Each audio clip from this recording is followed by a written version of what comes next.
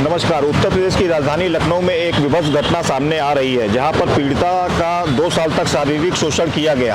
हमारे साथ में पीड़िता मौजूद है, आइए जानते हैं उनसे कि क्या मामला है। जी, मेरे साथ यश मिश्रा नाम का सीतापुर में रहने वाला एक व्यक्ति था, जो 2 साल से हमारे साथ शादी का झांसा दे के रेप करता रहा जी। और उसको अब आखिरी में ये हो रहा है कि मैं मतलब बस धोखा दे रहा था और वहाँ जाके अपने घर पे दूसरी शादी कर रहा है जी।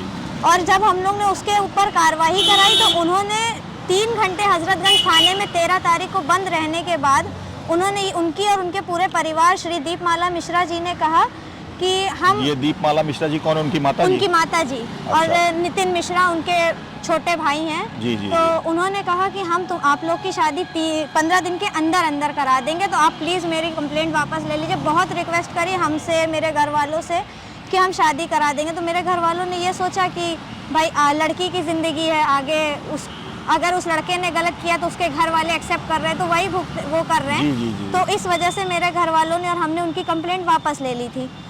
उसके बाद मेरे घर वालों को उन्होंने 21 तारीख को अपने घर बुलाया, उसकी भी रिकॉर्डिंग है मेरे पास, कि आप लोग मेरे घर आइए और लड़की के घर आइए, शादी के लिए बात करते हैं आगे। और वहाँ उन्होंने बोला ये था कि मेरी सास और सास से, हस्बैंड से और मेरे देवर से मिल लीजिए, क्योंकि वो लोग आ नहीं सकते लखनऊ। आप आ जाइए, हम लोग बात करते हैं, अच्छे से बैठ के शादी के लिए बात करते हैं। जब मेरे घर वाले उनके घर गए तो वहाँ ना सास थी उनकी और ना देवर थे, सिर्फ उनके हस्बैंड थे। वो भी क्यों? क्योंकि वो पैरालाइज्ड हैं, वो नहीं चल फिर सकते ज़्यादा। उसके बाद उनके यहाँ 5 आदमी आए हुए थे, 5 आदमी में से 2 वकील थे। और फिर यश से पूछा जा रहा है कि तुम क्या शादी करना चाहते हो? हम ये पूछते हैं कि जब यहाँ पे थाने में ये बात हो चुकी थी तो वहाँ पे पूछने का क्या मतलब बनता था? बिल्कुल। वहाँ पे मेरे घर वालों को बेइज्जत किया गया, हर चीज़ सुनाई गई पहले की चीज़ें कि लड़कियों को हमेशा मर्यादा में रहना चाहिए, इसमें रहना चाहिए, उसमें मतलब लड़कियों को मर्यादा में रहना चाहिए तो लड़कों को खुलेआम घूमना चाहिए।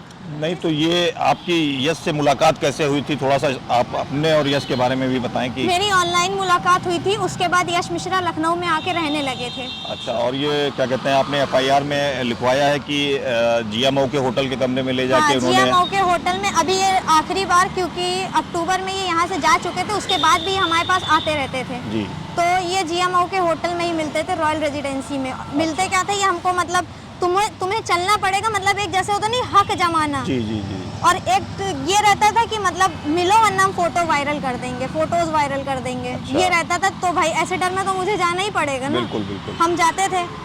अब वो क्या है, अब हमने जब 29 तारीख को मेरी कंप्लेंट हो गई है, 2 तारीख को मेरा मजिस्ट्रेट के सामने बयान हो गया, तो अभी तक वो फरार क्यों है? पुलिस कहती है कि वो उसको मिल नहीं रहा है और उसकी 21 तारीख को शादी है, तो वो कैसे नहीं मिल रहा है?